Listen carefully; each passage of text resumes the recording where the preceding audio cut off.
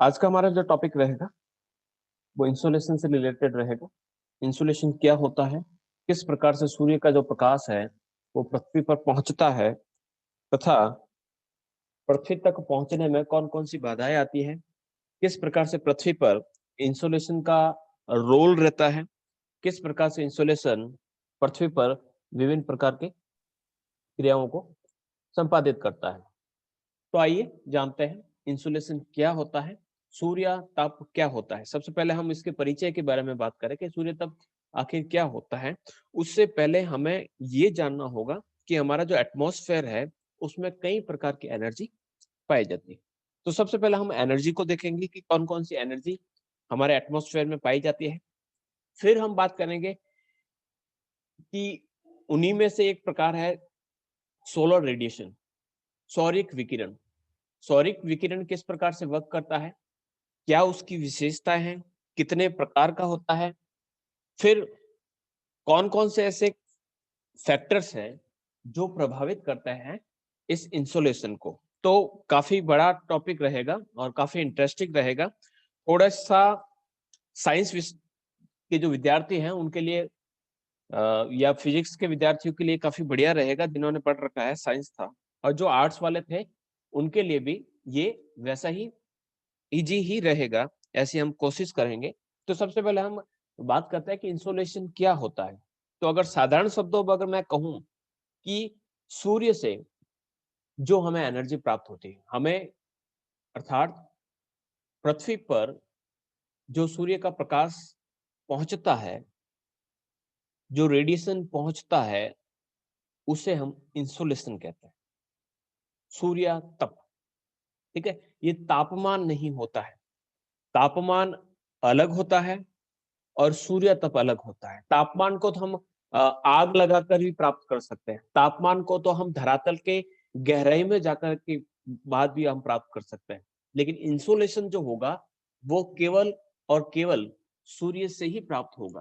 तो temperature and insolation दोनों अलग अलग प्रकार के होते हैं। एक बार और रिपीट कर रहा हूं, जो तापमान हमें सूर्य से प्राप्त होता है उसे हम सूर्य तप कहते हैं या इंसोलेशन कहते हैं। और तापमान का कोई भी रूप, चाहे वह सूर्य से के अलावा किसी आग से प्राप्त होता हो या धरातल के अंदर मौजूद गर्म जो पदार्थों से प्राप्त होता हो, तो उसे हम टेम्परेचर कहते हैं। टेम्परेचर तो इस प्रकार से है कि अगर हम काफी ज्यादा रजाई ओढ़ के अगर सो जाता है तो भी टेम्परेचर इंक्रीज हो सकता है। तो टेम्परेचर कहीं से भी आ सकता है, लेकिन इंसोलेशन का एकमात्र स्रोत है वो है सूर्य। अब सूर्य तप क्या होता है, तो हमें पता है कि वायुमंडल में जितनी भी ऊष्मा यानी जो एनर्जी होती है उसका लास्ट जो सोर्स है वह है सन यानी सूरज, सूर्य।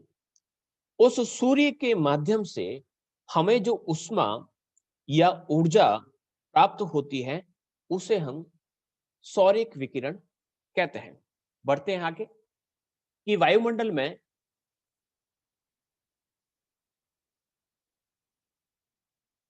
निम्न प्रकार की ऊर्जा विद्यमान है या कई प्रकार की ऊर्जा विद्यमान है। कई प्रकार की ऊर्जा विद्यमान है यानी बहुत सारी एनर्जी है, एनर्जी के अलग अलग टाइप्स है। हर टाइप्स को हम समझते हैं कि अलग अलग प्रकार की जो एनर्जी है उन्हें किस प्रकार से जानते हैं। कई नाम आपके सुने हुए होंगे और कुछ नाम आपके लिए बिल्कुल नए होंगे। जैसे सबसे पहले वायुमंडल में जो एनर्जी पाई जाती है वो होती है एक विकिरण ऊर्जा, या इसे हम रेडिएशन एनर्जी कहा जाता है। अब रेडिएशन एनर्जी क्या होती है, ठीक है।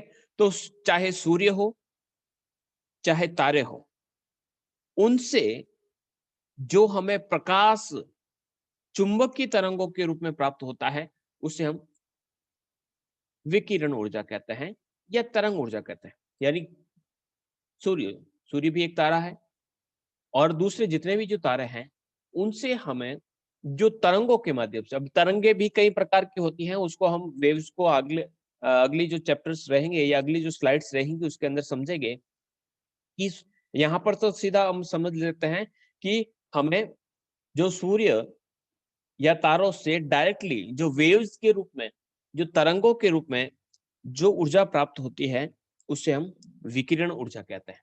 यानी सूरज है और सूरज से या किसी तारे से जो हमारे अर्थ की तरफ जो एनर्जी पहुंची है, मान लीजिए हमारा अर्थ है और अर्थ पर जो एनर्जी मिली है, ये हमेशा शॉर्ट वेव में, यहाँ पर मैं लिख देता हूँ, लघु तरंगों के रूप में ये हमें प्राप्त होता है। तो शॉर्ट वेव्स के रूप में जो प्रकाश हमें प्राप्त होता है, उसे हम विकिरण ऊर्जा या रेडिएशन एनर्जी के नाम से जानते हैं।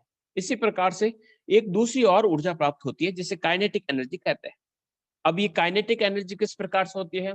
तो काइनेटिक एनर्जी को हम इस प्रकार से समझ सकते हैं कि वायुमंडल में जब तेज गति से हवाएं बहती है, उससे जो हमें एनर्जी प्राप्त होती है वो काइनेटिक एनर्जी।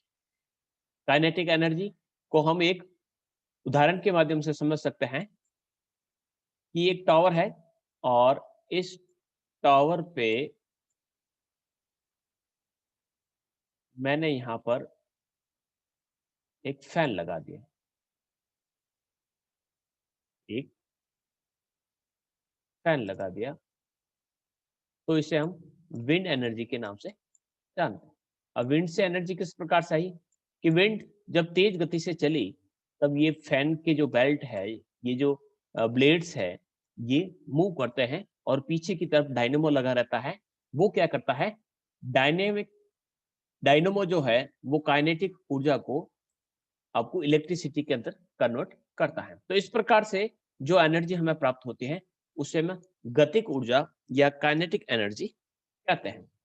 एक और होता है जिसे हम स्थितिक ऊर्जा के नाम से कहता है या पोटेंशियल एनर्जी के नाम से जानते हैं। ये एनर्जी इस प्रकार से है जो हमें गुरुत्वाकर्षण बल या गुरुत्वाकर्षण शक्ति के द्वारा हमें प्राप्त होती है। यानी गुरुत्वाकर्षण के कारण कह सकते हैं कि हर चीजें जो है वो अर्थ से चिपकी हुई है। कोई भी चीज को अगर हम उठाएंगे, किसी भी भारी चीज को उठाएंगे, तो वो कोशिश करेगी कि वो प्रेशराइज होकर या वो दबाव के साथ वापस नीचे गिरने का प्रयास करेगी। यानी उसके अंदर कुछ एनर्जी है। अब एनर्जी किस प्रकार से आई कि जो अर्थ का जो ग्रेविटेशनल जो फोर्स है वो क्या कर रहा है, इसको अपनी ओर खींच रहा है। तो इस प्रकार की जो ऊर्जा होती है उसे हम स्टैटिक ऊर्जा या पोटेंशियल एनर्जी के नाम से जानते हैं। इसी प्रकार से एक होता है तापीय ऊर्जा यानी थर्मल एनर्जी। अब ये थर्मल एनर्जी हमें कहाँ से प्राप्त होती है कि भूमि के गर्भ में जो पाए जाने वाले रेडियो एक्टिव पदार्थ होते हैं, एक तो उससे प्राप्त होती है। भूमि के गर्भ का अर्थ हो गया कि देखिए थर्मल एनर्जी और आपके सोलर एनर्जी में फर्क होता है। थर्मल एनर्जी हमें अर्थ के इंटीरियर पार्ट से, एक तो क्या सोर्स है, अर्थ के इंटीरियर पार्ट में कुछ रेडियो एक्टिव पदार्थ पाए जाते हैं। वो क्या करते हैं, एनर्जी को रिलीज करते हैं और उसी एनर्जी से आपका मैग्मा जो है वो भी बनता है। और उसी एनर्जी से जैसे जैसे हम गहराई की ओर जाते हैं, टेम्परेचर जो है धीरे धीरे इंक्रीज होता है। यानी पर 32 मीटर की डेप्थ में जाएंगे तो वहां पर टेम्परेचर 1 डिग्री सेंटीग्रेड इंक्रीज होता है। तो ये जो रेट है वो कहाँ से आई, वो थर्मल एनर्जी से आई। दूसरा क्या सोर्स है कि अर्थ के ऊपर जो मानव रहता है वह अपनी गतिविधियों के माध्यम से भी उसे प्रदान करता है। जैसे कि उसने आग लगाई है तो उससे उत्पन्न, यानी अपने माचिस की तीली जलाई और जो आग लगी, तो वो क्या एक थर्मल एनर्जी है। किसने बनाई है, मनुष्य ने बनाई, लेकिन उसको हम थर्मल एनर्जी की कैटेगरी के अंतर्गत रखेंगे। एक और ऊर्जा का प्रकार होता है जिसे कहा जाता है गुप्त ऊर्जा, लेटेंट हीट या लेटेंट एनर्जी। ये लेटेंट एनर्जी, गुप्त उष्मा, जो विद्यमान होती है जल वाष्प में। अब जल वाष्प में किस प्रकार से विद्यमान होती है, आपको पता होगा कि जब हमने कहा कि जल वाष्प कैसे बनती है, ये हमारा ओशियन है। ओशियन पर सन की एनर्जी आती है, ठीक है। तो क्या होगा, पानी क्या होगा, गर्म होगा, वो वार्म होगा। वार्म होने के बाद यहां पर संवहन की धाराएं उठेगी, कन्वेक्शन करंट्स उठेगी। कन्वेक्शन करंट या संवहन धाराएं उठेगी।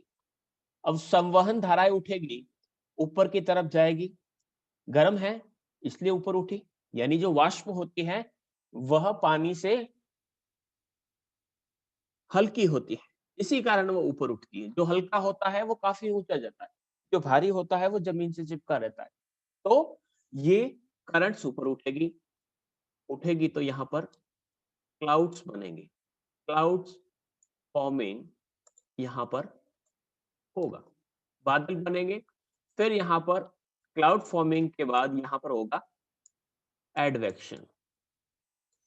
एडवेक्शन को कहा जाता है अभिवहन, यानी ये बादल आगे की तरफ मूव करेंगे, मूव करेंगे और जब सैचुरेटेड हो जाएंगे, ठंडे हो जाएंगे, तो इसी में से पानी जो है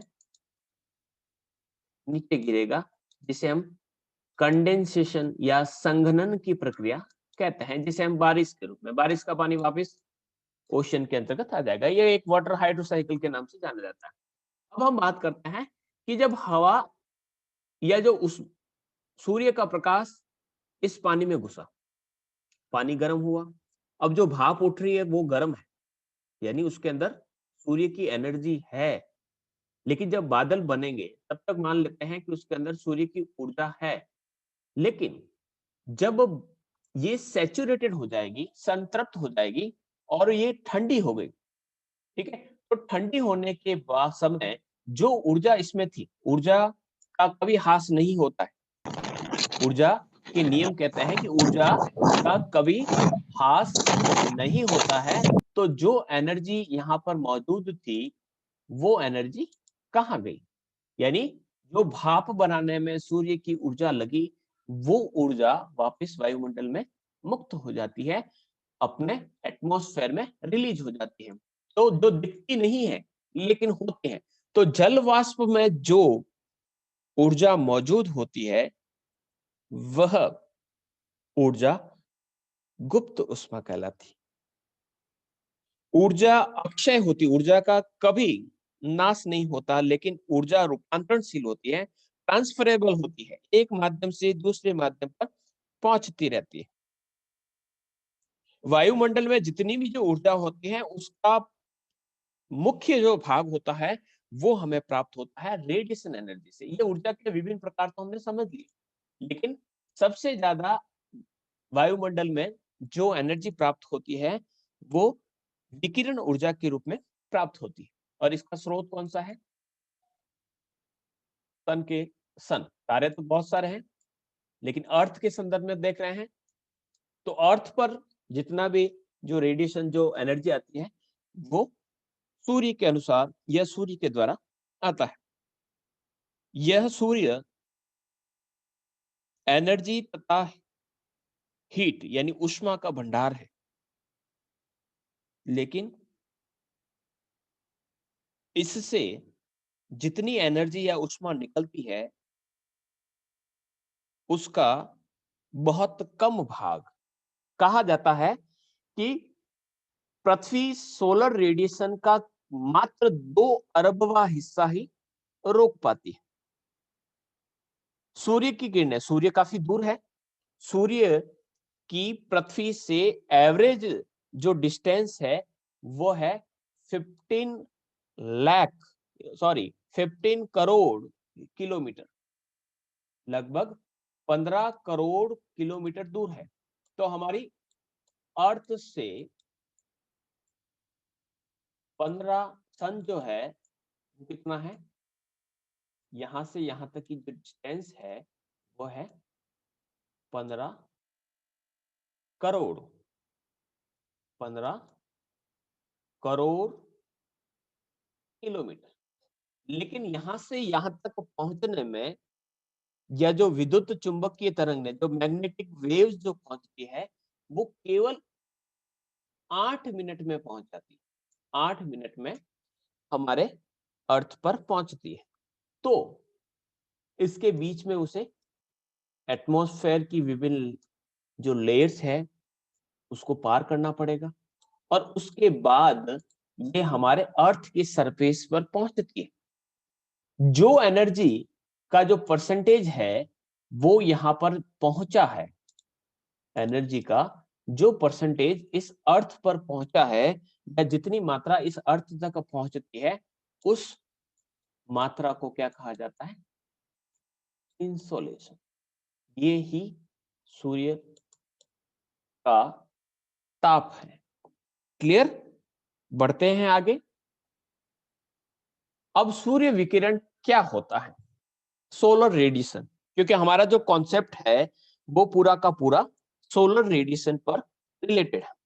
अब हमें पता है कि सूर्य या विकिरण रेडिएशन के द्वारा जो ताप यानी हीट तथा एनर्जी पृथ्वी को जो प्राप्त होती है उसे क्या कहा जाता है? इंसोलेशन, या हम कह सकते हैं कि वो सूर्य विकिरण के रूप में जाना जाता है। इसको हम इस प्रकार से कह सकते हैं कि इंसोलेशन क्या है? तो विकिरण के द्वारा यानी रेडिएशन के द्वारा जो हीट एंड एनर्जी अर्थ को प्राप्त होती है उसे हम इंसुलेशन कहते हैं। इंसुलेशन 3 शब्दों से बना। इन यानी इनकमिंग, सोलर यानी सोलर और एशन, इनकमिंग सोलर रेडिएशन, यानी सूर्य का जो रेडिएशन अर्थ पर पहुंचता है उसे हम सोलर रेडिएशन कहते हैं। अब सूर्य से ये जो वेव्स या जो तरंगे या जो विकिरण हमें प्राप्त होता है वो शॉर्ट वेव्स में होता है।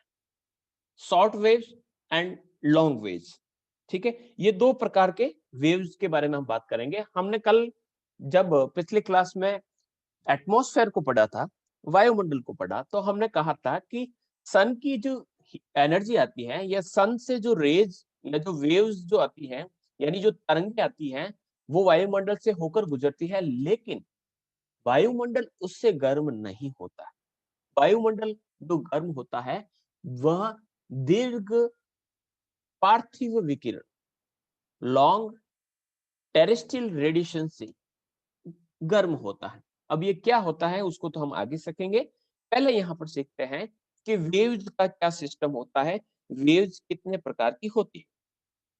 तरंग दैर्घ्य यानी जो वेवलेंथ जो होता है उसको हम समझ लेते हैं। वेवलेंथ का अर्थ होता है कि दो जो है, ये देख लिया लॉन्ग वेव, वेवलेंथ का अर्थ होता है कि दो जो ऊपर उठी तरंग तथा नीचे वाली जो तरंग है उनके बीच का जो ये गैप होता है ये वेव की लेंथ, वेवलेंथ तरंग दैर्घ्य कहलाता है। तरंग दैर्घ्य या तरंग दैर्घ्य के नाम से इसे जाना जाता है। गैप ज्यादा है इसका अर्थ हो गया लॉन्ग, गैप काफी कम है तो उसे कहते हैं शॉर्ट। जो शॉर्ट वेव्स की होती है उसकी फ्रीक्वेंसी ज्यादा होती है, यानी इस प्रकार से तेज तेज गति से इस प्रकार से चल रहा है, यानी नुकसान, या फिर हम कह सकते हैं कि स्पीड जो होती अधिक होगी, लेकिन आराम से जो चलेगा वो इस प्रकार से चलेगा। तो दोनों में फर्क है, शॉर्ट वेव्स और है लॉन्ग वेव। जो धरातल पर सूर्य की जो तरंगे पहुंचती है वह सूर्य से शॉर्ट वेव में पहुंचती। शॉर्ट वेव में का अर्थ होता है कि सूरज और सूरज से जो अर्थ तक रेडिएशन पहुंचता है वह किस में पहुंचता है? शॉर्ट वेव में या लघु तरंगों के रूप में पहुंचता है, यानी बहुत तेज 8 मिनट में ही पहुंच जाता है। लेकिन पृथ्वी से जब वापस रिफ्लेक्ट होता है जिसे पार्थिव विकिरण कहते हैं, वायुमंडल इसी से गर्म होता है। पृथ्वी पूरी पूरी गर्म हो गई और गर्म होने के बाद जब वो अपनी ऊष्मा को वापस रिलीज करता है तो वो टेरेस्ट्रियल रेडिएशन जो होता है वो आपके लॉन्ग वेव्स के रूप में होता है, जिसकी फ्रीक्वेंसी काफी लो होती है, यानी धीरे धीरे कम होता है। क्लियर? बढ़ते हैं आगे। Types of solar radiation. अब सूर्य का विकिरण के कितने प्रकार है? ठीक है, हमें पता है कि बहुत सारी वेव्स होती हैं, ठीक है। वेव्स जो होती हैं वो कई प्रकार की, कुछ गामा होती है, कुछ एक्सरे होती है, कुछ यूवी रेज होती है, पराबैंगनी किरणें, कुछ इंफ्रारेड्स होती है, इंफ्रारेड्स, कुछ माइक्रोवेव्स होती है, कुछ रेडियो वेव्स होती है। रेडियो वेव्स जिसमें हमारे कह सकते हैं सोनोग्राफी वगैरह की जाती है, एक्सरे को आप अच्छी तरीके से जानते हो, ठीक है। यूवी रेज, अल्ट्रावायलेट रेज अच्छी तरीके से जानते हो। ये इंफ्रारेड को मैं बताता हूँ। इंफ्रारेड क्या है कि आपका जो रिमोट कंट्रोल जो होता है, जिससे आप टेलीविजन यूज करते हैं, जिससे आप एयर कंडीशनर यूज करते हैं, तो वह उसका जो रिमोट इसी इंफ्रारेड पर वर्क करता है। तो उसके वेवलेंथ है, वेवलेंथ देखो ये लेख रखा है 1 किलोमीटर, ठीक है। यहाँ 1 पीएम ये है, यहाँ पर भी दे रखा है। इसकी जो यूनिट होती है उसको म्यू कहते हैं। म्यू को हम जो साइंस वाले हैं उनको पता होगा, म्यू का जो साइन होता है वो इस प्रकार से यूनिट होती है, इसको म्यू कहते हैं। यानी तरंग दैर्घ्य को इसमें नापा जाता है म्यू, ठीक है। 1 म्यू, इसका जो रूल है वो है 1 म्यू इज इक्वल टू 10 की घात -4 सेंटीमीटर, ठीक है। इस प्रकार से इसको कैलकुलेट किया जाता है। यहाँ पर हम समझते हैं, हमें इतना विस्तार से समझने की आवश्यकता नहीं। हम तो यहाँ पर इतना समझेंगे कि शॉर्ट वेव्स क्या होती है, मीडियम वेव्स क्या होती है और लॉन्ग वेव्स क्या होती है, ठीक है। तो सबसे पहले हम बात करते हैं शॉर्ट वेव रेडिएशन, रेडिएशन या लघु तरंग विकिरण। लघु तरंग विकिरण जो होता है वह पराबैंगनी किरणों के रूप में होता है। हमें पता है कि सूर्य से पराबैंगनी किरणें आती है और ओजोन परत जो होती है हमारी उससे रक्षा करती है, ठीक है। तो पराबैंगनी किरण सूर्य से आती है। तो अल्ट्रावायलेट रेज जो होती है जिनकी लंबाई 0.4 म्यू 0.4 म्यू या 0.001 से कम होती है। देखिएगा ये 1 है, ये 1 यहां दे रखा है, ठीक है। और इससे कम वाली, ठीक है, यहां पर मैं लाइन खींच देता हूं, यहां पर, यहां से कम वाली, ठीक है। जो वेव्स जो होती है उन्हें हम लघु तरंग विकिरण कहते हैं। जितनी भी सौर्य जो एनर्जी होती है उसका लगभग 6%, सोलर रेडिएशन जितना निकलता है उसका लगभग 6% जो होता है वह यूवी रेव्स के रूप में होता है, अल्ट्रावायलेट या पराबैंगनी किरणों के रूप में होता है। और यह या फिर तो ओजोन या O2 ऑक्सीजन द्वारा इसको क्या कर लिया जाता है, इसको एब्जॉर्ब कर लिया जाता है, सोख लिया जाता है। दूसरे प्रकार की होती है जिसे कहा जाता है मीडियम मीडियम वेव्स रेडिएशन। जो वेव्स 0.4 म्यू, वेवलेंथ क्या होता है मैंने बताया, ये वेवलेंथ है। वेवलेंथ का अर्थ होता है दो तरंग के बीच का गैप, ये वाला गैप। ये जो वेवलेंथ है वह 0.4 से 0.8 म्यू के बीच में होता है। 0.4 से देखिएगा ये यहां पर इसका गैप बढ़ गया है, ये कहलाती है इसमें मीडियम वेव्स, ठीक है। इस प्रकार की जो वेव्स होती हैं वो हमें 52%, यानी अर्थ पर जो रेडिएशन आता है उसका लगभग 52% इसका परसेंट, लेकिन इससे हमारा वायुमंडल गर्म नहीं होता है। फिर तीसरे प्रकार की जो होती है वह होती है दीर्घ तरंग विकिरण, लॉन्ग वेव रेडिएशन। वे तरंगे जो 0.8 म्यू से अधिक होती है। देखिएगा यहां से 0.8 म्यू से अधिक होती है, वह लॉन्ग वेव रेडिएशन के अंतर्गत रखी जाती है। यह किरणें ऐसी होती हैं कि जितना भी जो हीट जो होता है, ये जो तापमान जो होता है, वो इसी से प्राप्त होता है। हीट जनरेट करती है। ये 42% के आसपास होती है लगभग। ये दीर्घ तरंगे पृथ्वी द्वारा सोख ली जाती है। पृथ्वी यानी अर्थ के पास जो रेडिएशन आएगा सन से, वह आता है शॉर्ट वेव में, लेकिन उसको स्टोर किस प्रकार से किया जाता है? लॉन्ग वेव्स के रूप में। ये यहाँ पर जो अर्थ है, इसको एब्जॉर्व करेगी। जब पूरी तरीके से गर्म हो जाएगी, तो गर्म होने के बाद ये रिलीज करती है, टेम्परेचर को रिलीज करती है। जब हम सुबह सुबह उठते हैं, दिन भर में देखें, हमारी धरती काफी गर्म हो जाती है, और सुबह सुबह आप धरातल को कभी स्पर्श कीजिएगा, काफी ठंडा रहता है। यानी दिन भर में जितना गर्म होती है पृथ्वी, रात भर उसको, उस एनर्जी को वापस रिलीज करती है। तो ये परसेंटेज चलता रहता है, और जो एनर्जी रिलीज होती है, वह हमारा जो एटमॉस्फेयर है उसको एब्जॉर्ब करता है और गर्म होता है। जो सौर्य शक्ति का जो अधिकांश भाग जो होता है, वो प्रकाश के रूप में दिखता है, जिसमें 7 रंग होते हैं। विगब्योर देखें, विजिबल्स कलर्स देखिएगा, ये रहे, ये विजिबल्स कलर।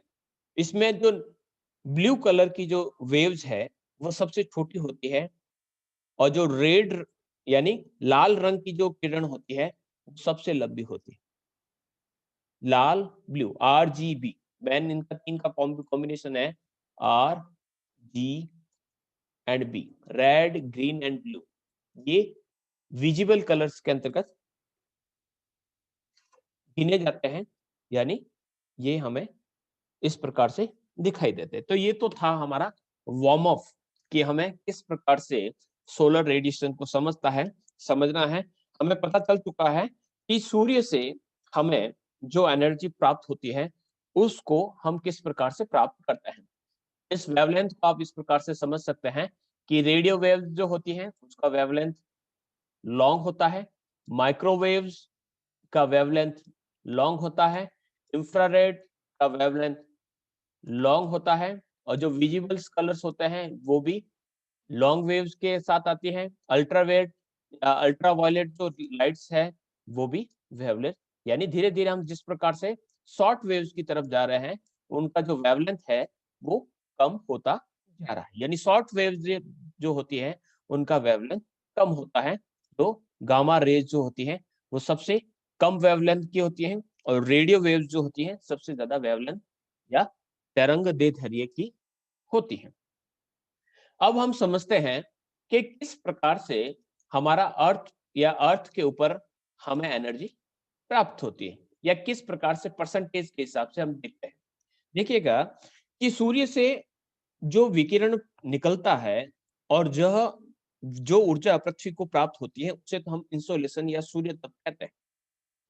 लेकिन उसका पूरा का पूरा जो परसेंटेज जो होता है, वो पृथ्वी पर नहीं पहुंचता है, या फिर गायब हो जाता है। अब वो गायब किस प्रकार से होता है, क्या सिस्टम रहता है, उसको थोड़ा सा हम इस चित्र के माध्यम से समझते हैं।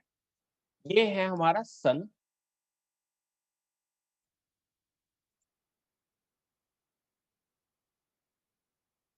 ये हमारा सूरज। अब सूरज से हमें रोशनी प्राप्त होती है, प्रकाश प्राप्त होता है। सूर्य ने तो अपना 100% दिया, वो घर में कुछ नहीं रखता है। 100% वह एनर्जी हमें देता है, हमें यानी हमारी पृथ्वी के लिए भेजता है। हमारी पृथ्वी है, यहाँ पर हमारी पृथ्वी है, और ये पृथ्वी पर पहुंचने के लिए सन से 100% एनर्जी यहां से निकल रही है, 8 मिनट में पहुंच जाता है। लेकिन क्या 100% सूर्य का प्रकाश पृथ्वी पर पहुंच पाएगा? तो उसमें कई बाधाएं। सबसे पहली बाधा है कि सूर्य के प्रकाश तथा हमारी पृथ्वी के बीच में एक बैरियर है। इस बैरियर को हम एटमॉस्फेयर या सूर्य का प्रकाश कहते हैं, सॉरी वायुमंडल कहते हैं। इस वायुमंडल में बहुत सारे तत्व पाए जाते हैं, जो हमने पढ़े हैं कि वायुमंडल के अंदर कौन कौन से तत्व पाए जाते हैं। तो वायुमंडल में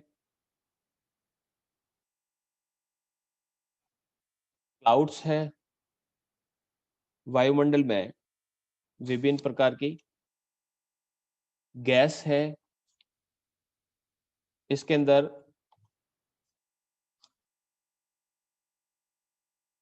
वाटर वेपर्स है, यहां पर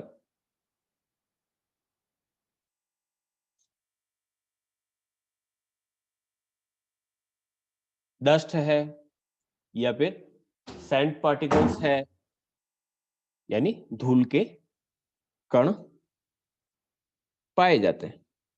इसके अंदर एरोसॉल्स पाए जाते हैं, एरोसॉल्स पाए जाते हैं। अब सूर्य का प्रकाश क्या 100% पहुंच पाएगा? तो उत्तर रहेगा नहीं।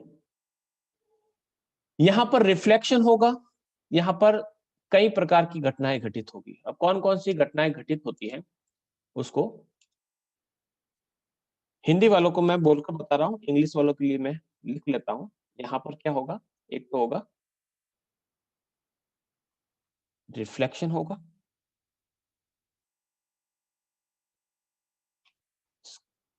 स्कैटरिंग होगा, समझाऊंगा मैं क्या होता है,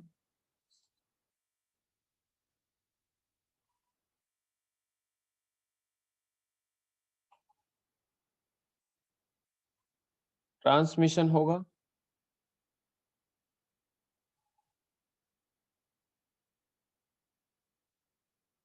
ये 3 घटनाएं, और यहां पर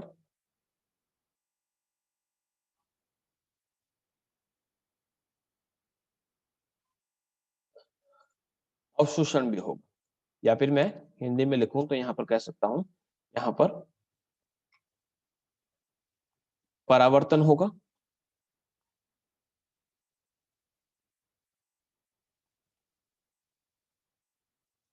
यहां पर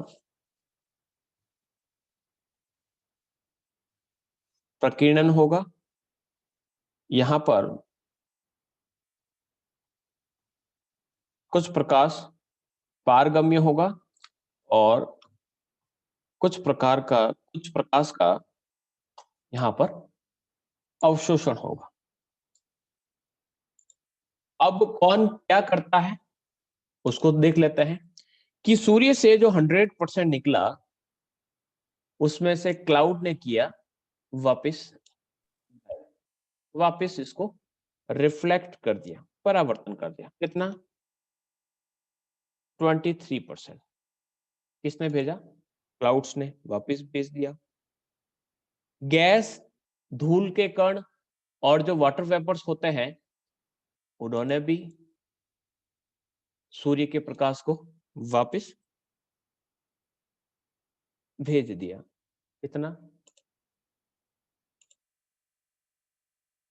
कहा जाता है कि 6% जो है वो रिफ्लेक्ट होता है, और कुछ सूर्य का जो प्रकाश होता है, पृथ्वी का जो धरातल है उसके अंदर जो बर्फ का क्षेत्र है या बालू है, उससे ही वो डर कर वापस भाग गया, वापस रिफ्लेक्ट हो गया। कितना हुआ? इसको मैं थोड़ा सा यहाँ पर नीचे लिखता हूं। ये लगभग 7% वापिस चला जाता है। फिर कुछ एब्जॉर्ब होता है। अब एब्जॉर्ब कौन करता है? तो एब्जॉर्ब करने के लिए, एब्जॉर्ब यानी उसको अपने अंदर समा लिया। तो यहां पर एक तो है हमारा ओजोन या विभिन्न प्रकार की जो गैसेज है वो एब्जॉर्ब कर लेगी। ठीक है, लगभग कितना? 14% एब्जॉर्ब हो गया। जो क्लाउड्स होते हैं उन्होंने भी इसको एब्जॉर्ब किया। कितना? 3% एब्जॉर्ब कर लिया। यानी सूर्य से जो प्रकाश पहुंचा है या निकला है वो हमारे पास पहुंच ही नहीं रहा है। उसका तो केवल बहुत कम, लगभग 50 के आसपास, 50% ही नहीं पहुंच पाता है। तो ये एक हीट का एक बजट चलता है, उस बजट को भी हम आगे आने वाली क्लासेस में देखेंगे। तो ये ऐसा सिस्टम रहता है कि सूर्य का प्रकाश जितना निकलता है उतना हमारे पास नहीं पहुंच पाता है।